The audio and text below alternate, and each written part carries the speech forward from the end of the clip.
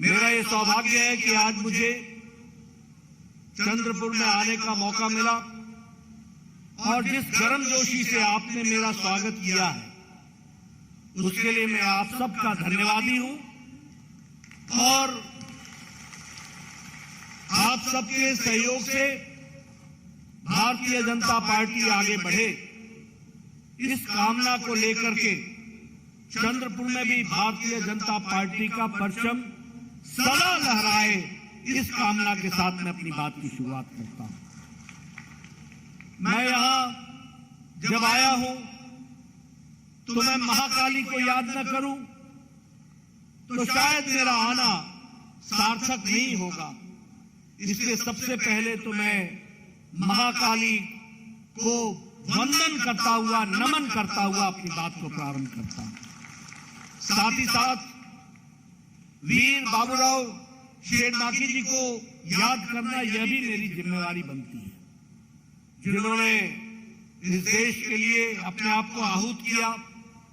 ऐसे वीर पुरुष को भी याद करना मेरी जिम्मेवारी बनती है। मित्रों, मुझसे पूर्व वक्ताओं ने बहुत सी बातें आपके सामने रखी है और उन्होंने बड़े विस्तृत रूप में चंद्रपुर के इतिहास के बारे में, चंद्रपुर के योगदान के बारे में ये सारी बातें आपके सामने रखी हैं। मैं जब आज आपके बीच में आया हूं तो कुछ बातों की तरफ आपका ध्यान आकृष्ट करना चाहता हूं। सबसे पहली बात तो यह है कि हम सब लोगों को यह ध्यान में रखना चाहिए कि जब विश्व मुसीबत के दौर से गुजर रहा है, जब विश्व हर तरीके के आघात के बीच से गुजर रहा है और हर देश अपने आप को संकट में पा रहा है, तो हम सौभाग्यशाली हैं कि भारत जैसे देश, 130-135 करोड़ का देश, इसका नेतृत्व हमारे आदरणीय प्रधानमंत्री श्री नरेंद्र मोदी जी कर रहे हैं, जो देश को विपरीत परिस्थिति में भी आगे ले जाने में कोई कसर नहीं छोड़ रहे हैं। इसको हमको समझना चाहिए। और फिर मैं यहां यह भी कहना चाहूंगा, सिर्फ कहने के लिए मैं नहीं कह रहा हूं, जिस देश ने हमको 200 साल तक राज किया, ब्रिटेन, आज इस मंदी के जमाने में भी भारत ब्रिटेन को प्रसार करके दुनिया की 5वीं नंबर की अर्थव्यवस्था बनकर के खड़ा हो गया। आज जब अमेरिका इन्फ्लेशन से लड़ रहा है, रशिया इन्फ्लेशन से लड़ रहा है, वहां भारत अपने इन्फ्लेशन को स्टेबिलिटी के साथ देश की अर्थव्यवस्था को मजबूत नींव पर रखने का काम कर रहा है। अगर आज मैं बात करूं तो सिर्फ इतना ही नहीं है, आज हम स्टील में दुनिया के दूसरे नंबर के मैन्युफैक्चरर हो गए। 8 सालों के अंदर जो देश 52% मोबाइल बाहर से लाता था, आज यह देश 97% मोबाइल भारत में बना रहा है और दुनिया को सप्लाई कर रहा है। केमिकल में हम सबसे बड़े एक्सपोर्टर, फार्मास्यूटिकल्स में हम सबसे बड़े एक्सपोर्टर, स्टील में हम सबसे बड़े एक्सपोर्टर। इसलिए आज अर्थव्यवस्था की दृष्टि से देखा जाए तो जब दुनिया की अर्थव्यवस्थाएं लड़खड़ा रही हैं, वहां हम आदरणीय मोदी जी के नेतृत्व में एक मजबूत अर्थव्यवस्था के साथ आगे बढ़ने का काम कर रहे हैं। इसको भी हमको समझ लेना चाहिए। मैं यहां यह भी कहना चाहूंगा कि आज हम सब भाग्यशाली हैं। मैं यहां देख रहा हूं आप सब लोग बड़े नजदीक बैठे हैं, किसी ने मास्क नहीं लगाया है और सब बड़े आराम से बैठे हैं। अमेरिका में अभी तक टीकाकरण पूरा नहीं हुआ है, यूरोप ने अभी तक टीकाकरण पूरा नहीं किया है, चीन की हालत आप लोगों ने टेलीविजन में देख ली है। वहीं मोदी जी के नेतृत्व में भारत 220 करोड़ टीकाकरण डबल डोज और बूस्टर के साथ सुरक्षा कवच पहन करके हमारे सामने ये तस्वीर दिखती है।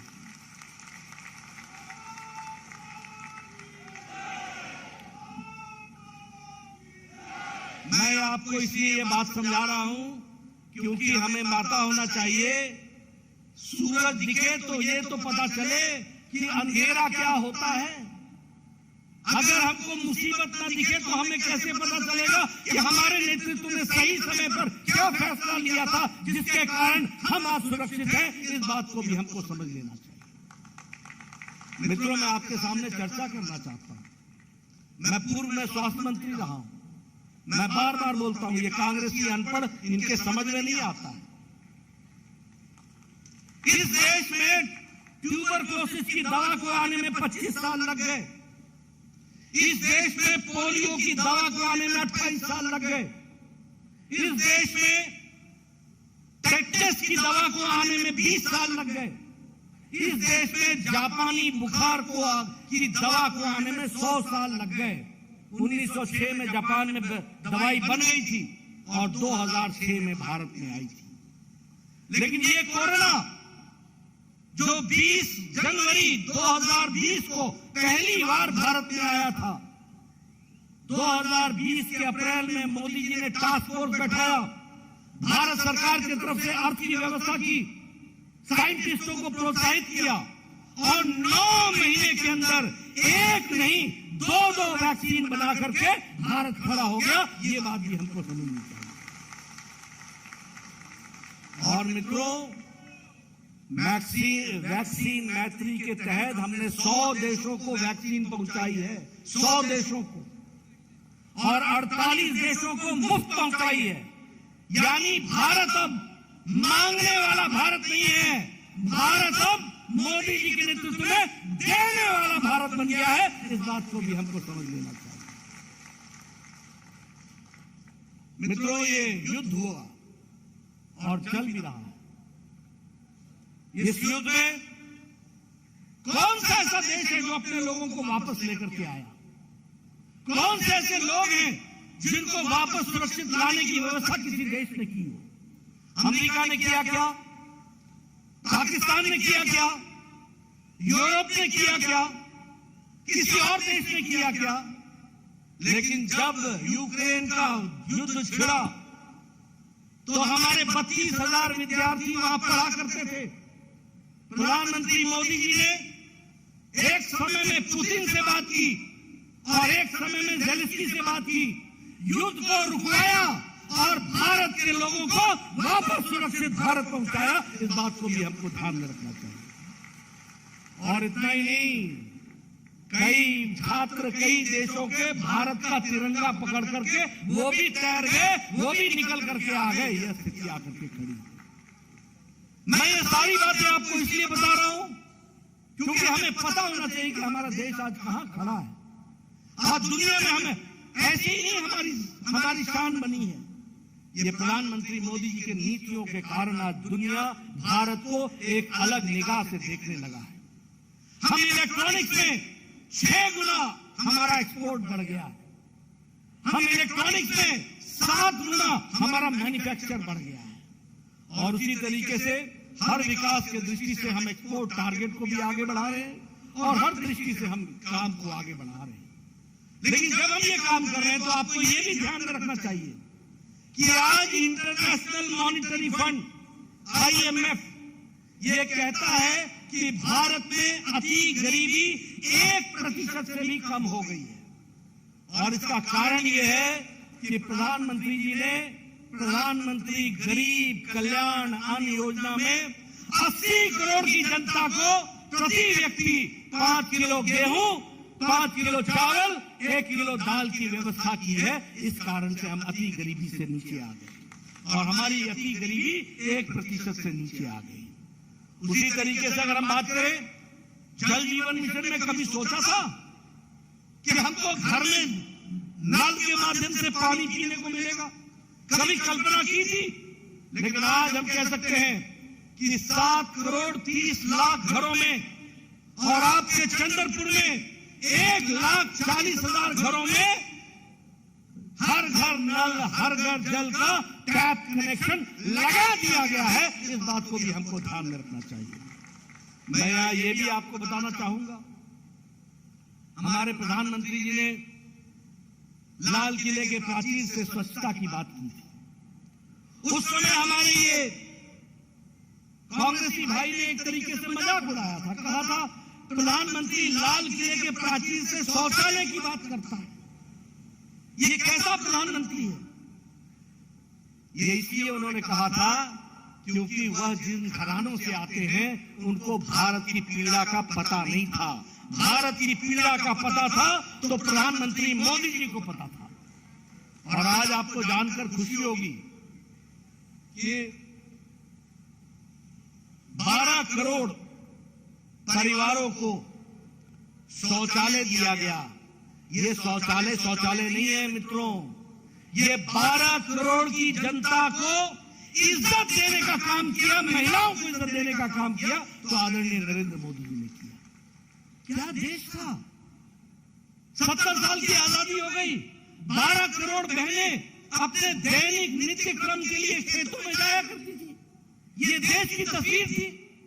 अगर 12 करोड़ बहनों को इज्जत दिया गया तो वह भी प्रधानमंत्री जी के द्वारा दिया गया, ये भी हमको ध्यान में रखना चाहिए। उज्ज्वला योजना, उजाला योजना, सौभाग्य योजना, ये सारी योजनाएं ये महिलाओं को सशक्तिकरण करती है। मुझे नहीं मालूम ये ट्राइबल एरिया है, लेकिन सुधीर जी, हंसराज जी, मैं गांव से आता हूं, मैं पहाड़ों से आता हूं। हमारे इलाके में महिलाएं सवेरे 4 बजे उठती थी, 5 बजे वो जाया करती थी अपने दैनिक नित्य कर्म करने के बाद जंगलों में लकड़ी काटा करती थी। लकड़ी काट करके बोझा सर पर डाल करके घर आया करती थी और तब जाकर के 6 बजे 7 बजे घर का चूल्हा जलता था और वह बच्चों को रोटी पका करके स्कूल जाने की व्यवस्था भेजती थी। आज 11 करोड़ बहनों के लिए उज्ज्वला के माध्यम से गैस का कनेक्शन दे दिया गया है। अब हमारी बहनें तक से लाइटर जलाती हैं, 5 मिनट में चाय, आधे घंटे में भोजन करा करके अपने परिवार को आगे बढ़ाती हैं। ये छोटी घटना नहीं है। मैं आप राजनीतिक कार्यकर्ता हैं, आपको मैं बताना चाहता हूं किस तरीके से आम महिलाओं को ताकत मिली है। इस बात को भी हमको समझना चाहिए। आप बताइए, प्रधानमंत्री किसान सम्मान निधि में हर चौथे महीने 11 करोड़ 74 लाख किसानों को 2-2 हजार रुपए मिल रहे हैं कि नहीं मिल रहे हैं? उनको ताकत मिल रही है कि नहीं मिल रही है? और सबसे बड़ी बात यह है कि एक प्रधानमंत्री बोलता था कि मैं 1 रुपया भेजता हूं तो 85 पैसे घर में बीच में खर्च हो जाते हैं, 15 पैसा ही जाता है। पता नहीं कौन सा हाथ था जिसमें वो फंस जाता था, कहां फंस जाता था।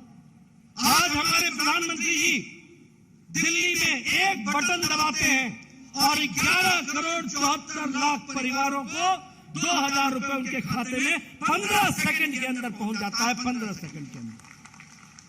यह है डिजिटल इंडिया, यह है डिजिटल बढ़ता हुआ भारत। प्रधानमंत्री फसल बीमा योजना हो, किसान मानधन योजना हो, कोई भी योजना हो, सारी योजनाएं जो चलाई गई हैं वह देश को और किसान भाइयों को ताकत देने के लिए चलाई गई हैं। ये हमको समझना चाहिए।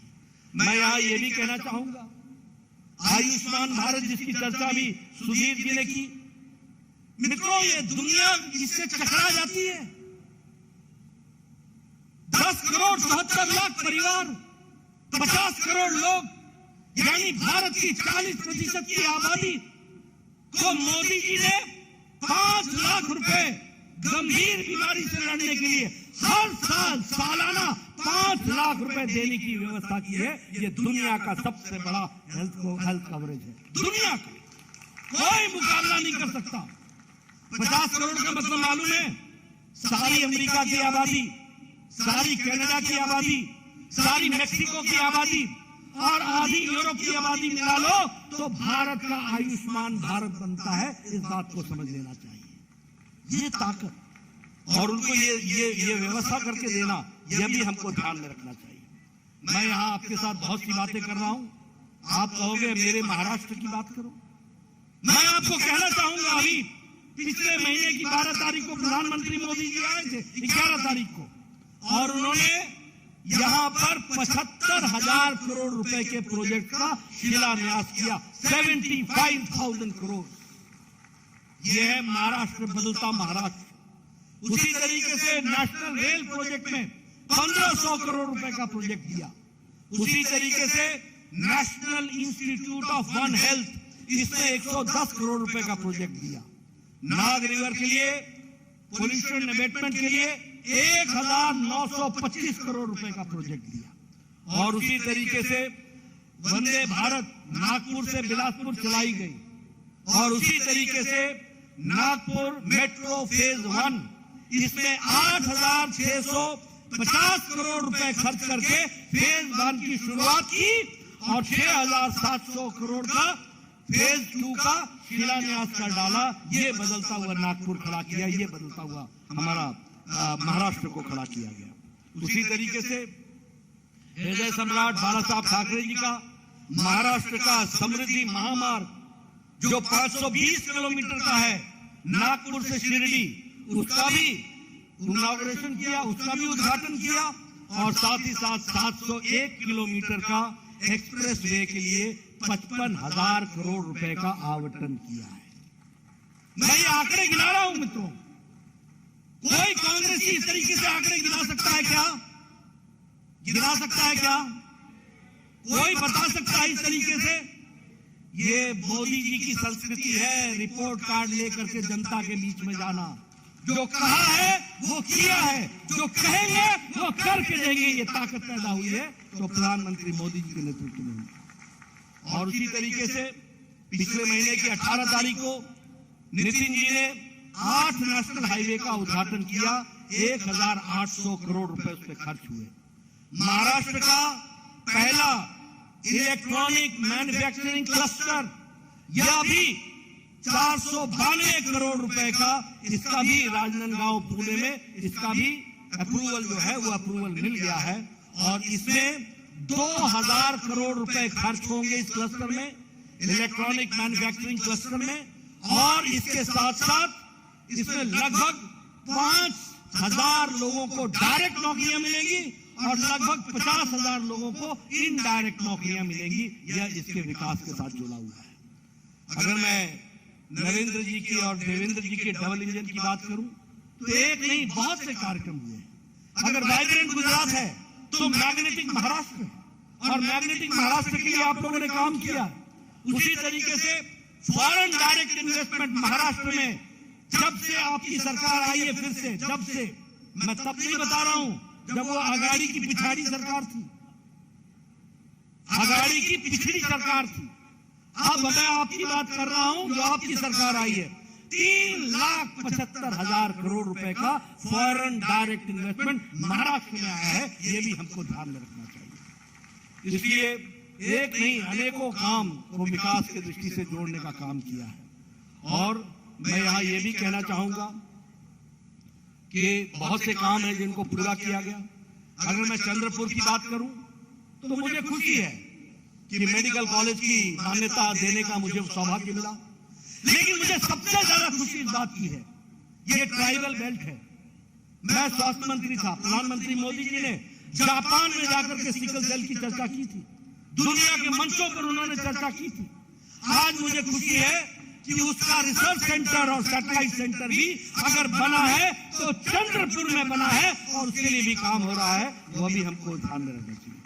उसी तरीके से 2,000 करोड़ रुपए का लगभग इन्वेस्टमेंट चंद्रपुर के डिस्ट्रिक्ट में हो रहा है। प्रधानमंत्री ग्राम सड़क योजना में 35 सड़कें बन रही हैं और 223 किलोमीटर में 170 करोड़ रुपए का खर्च जो है वो अभी तय हुआ है।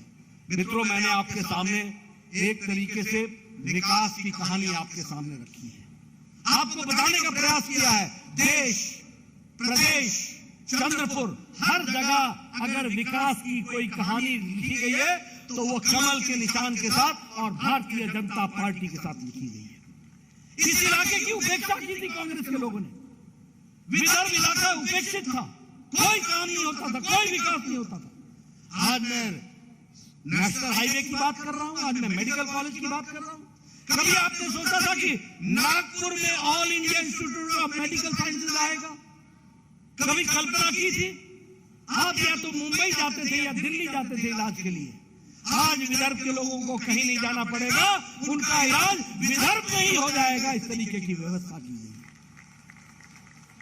इससे विकास की दृष्टि से जो काम भारतीय जनता पार्टी ने किया वो उसका कोई मुकाबला नहीं है। आप छाती ठोक करके जनता के बीच में जा सकते हैं और कह सकते हैं कि विकास का दूसरा नाम भारतीय जनता पार्टी है और विकास पुरुष का नाम नरेंद्र मोदी है। ये आप डंके की चोट पर कह सकते हैं। लेकिन मैं आपको बताना चाहता हूं कि आज मुझे दुख होता है कि महाराष्ट्र, जो अपनी जवान के लिए जाना जाता था, जो अपने शौर्य के लिए जाना जाता था, जो वीरता के लिए जाना जाता था, आज वहां सत्ता के लालच में आकर शिवसेना, उस समय की उद्धव की शिवसेना ने मुख्यमंत्री के कुर्सी के लालच के कारण पीठ में छुरा भोग करके उन लोगों का साथ दे दिया जिनके खिलाफ स्वर्गीय बाला साहब देवरस सारी जिंदगी लड़ते हैं। उनके साथ जाकर के मिल गए। यह परिस्थिति ला करके खड़ी। मैं सही बोल रहा हूं कि नहीं बोल रहा हूं? मैं सही बोल रहा हूं कि नहीं बोल रहा हूं? मैं पीछे से सुनना चाहता हूं, मैं सही बोल रहा हूं कि नहीं बोल रहा हूं? ऐसे लोगों को माफ करना है क्या? ऐसे लोगों को माफ करना है क्या? मित्रों, मैं कई बार ताज्जुब करता हूं, प्रधानमंत्री मोदी जी मंच पर, देवेंद्र भाई मंच पर, वहां चर्चा हो रही है। दिल्ली में नरेंद्र, महाराष्ट्र में देवेंद्र, और शिवसेना के उस समय के उद्धव के सारे लोग बैठे हुए हैं, चुपचाप हामी भरते थे। लेकिन जब नतीजे आए और नतीजे अच्छे आए तो मन में लड्डू फूटने लग गए और मन में इच्छा हो गई कि अब मुख्यमंत्री बनना है। पीठ पर छुरा भोग दिया। लेकिन सच्चाई ये होती है, एक बात ध्यान रखना, राजनीति में सच्चाई की तरफ ही सत्ता मुड़ती है, ये ध्यान में रखना चाहिए। और पानी हमेशा ऊपर से नीचे की ओर बहता है, इसको भी ध्यान में रखना चाहिए। इसलिए जो अननेचुरल अलायंस होता है वो अननेचुरल होता है, वो ज्यादा देर टिक नहीं पाता है। और मुझे ताज्जुब होता है कि ऐसी सरकार आई कि आपने अपने विचारधारा से कॉम्प्रोमाइज कर लिया, गणेश उत्सव बंद कर दिया, दही हांडी के कार्यक्रमों को रोक दिया। भारत की संस्कृति से जुड़े हुए महाराष्ट्र, जो विकास की दृष्टि से और संस्कृति से जुड़ा हुआ महाराष्ट्र था, उनकी सांस्कृतिक भावनाओं को ठेस पहुंचाते हुए उन लोगों के साथ खड़े हो गए जिन लोगों ने भारत के राजनीति में संस्कृति को समझने से इनकार किया था। ऐसे लोगों के साथ आप खड़े हो गए। इसलिए आपको पता है कि उनको जो मुंहतोड़ जवाब मिला वो भी आपके सामने है। आज आपकी सरकार बनी है। आज एकनाथ शिंदे जी और देवेंद्र फडणवीस जी पूरी मजबूती के साथ महाराष्ट्र को विकास के आगे ले जा रहे हैं और इसको आगे ले जाएंगे। और हम लोगों को पूरी ताकत से आगे बढ़ना है और महाराष्ट्र के विकास में कोई कसर नहीं छोड़नी है। इस बात को भी हमको ध्यान में रखना चाहिए। मैं याद नहीं दिलाना चाहता, लेकिन हमारे पालघर में साधुओं के साथ जो बर्ताव हुआ, उद्धव हिंदू सम्राट के बेटे सीबीआई को इंक्वायरी थमाने से पीछे हट गए। एनसीपी और कांग्रेस के दबाव में आकर के क्या हो गया था, भ्रष्टाचार ऐसे करने लगे। 3-3 दुकानें खुल गई, 3-3 दुकानें। पहले शिवसेना को दो, यानी उद्धव को दो, उनके यहां जाइए, वहां माथा टेकिए, फिर कांग्रेस में माथा टेकिए, फिर एनसीपी में माथा टेकिए। माथा टेकते टेकते माथा ही झुक गया। यह स्थिति ला करके खड़ी कर दी। और एक हमारा सुनो, अगर मैं अपनी बात करूं तो एक तरफ हमारा जैम है, जन आधार, जनधन आधार और मोबाइल जैम से हम एक डिजिटली स्वच्छता ला रहे हैं राजनीति में। और एक उनका जैम है, वो है jointly acquiring money, jointly acquiring money. और उसी तरीके से इनके यहां भी महाविकास आघाड़ी थी और उस महाविकास आघाड़ी में हमारा है, बीजेपी का है डीबीटी, डायरेक्ट बेनिफिट ट्रांसफर, और उनका है डीबीटी, मतलब डीलरशिप, ब्रोकरेज और ट्रांसफर। यही करते चलो। डीलरशिप लो, ब्रोकेज करो, दलाली करो और ट्रांसफर में धंधा कमाओ। आज हमें बड़ा दुख होता है ये जानते हुए। अभी अभी एक मंत्री ये साल भर अंदर रह करके बेल पर छूटे, एक मंत्री अभी भी अंदर, पूर्व मंत्री अभी भी अंदर है। क्या हो गया था? किस तरीके का टेररिज्म का ढोंग रच करके एक पुलिस ऑफिसर उगाई करने पर लगा हुआ था, आज वो भी जेल में है। क्या स्थिति आ गई थी? आज बताइए, जब से शिंदे जी की सरकार आई है, देवेंद्र फडणवीस जी आए हैं, विकास का काम चल पड़ा है कि नहीं चल पड़ा है? चल पड़ा है कि नहीं चल रहा है? भ्रष्टाचार पर रोक लगी कि नहीं लगी? लोगों को राहत मिली कि नहीं मिली? मित्रों, मैं आपसे ये निवेदन करने आया हूं, राजनीति में इशारों को समझो और राजनीति में हमेशा ध्यान रखो कौन लोग आपके सही शुभचिंतक हैं और कौन लोग घड़ियाली आंसू बहाकर आपके हुकूकों का नुकसान करते हैं। और मुझे पूरा विश्वास है कि आपके ध्यान में आएगा कि इस काम को करने के लिए, महाराष्ट्र को आगे ले जाने के लिए और कोई नहीं है, वह हमारी सरकार, भारतीय जनता पार्टी, एकनाथ शिंदे जी और देवेंद्र फडणवीस की सरकार है। और पार्टी में भारतीय जनता पार्टी आगे बढ़ने के लिए आपकी सेवा के लिए आतुर है। ऐसी पार्टी को आगे बढ़ाना आपकी जिम्मेवारी है। आज मैं नए साल पर चंद्रपुर से मैं अपनी शुरुआत कर रहा हूं। सुधीर मुनगंटीवार जी ने कहा है, हंसराज जी ने कहा है कि कश्मीर से लेकर के कन्याकुमारी तक और कच्छ से लेकर के कटक और नॉर्थ ईस्ट तक हमको भारतीय जनता पार्टी को विजयश्री बनाना है। मैं जरूर बनाऊंगा, इसके लिए पूरी ताकत लगाऊंगा, लेकिन उसकी शुरुआत चंद्रपुर से होगी, इसको भी हमको ध्यान रखना होगा। मुझे पूरा विश्वास है आप हमारी बात को पूरा करेंगे। कमल खिलेगा, सूरज निकलेगा, अंधेरा छटेगा, देश आगे बढ़ेगा। बहुत बहुत धन्यवाद।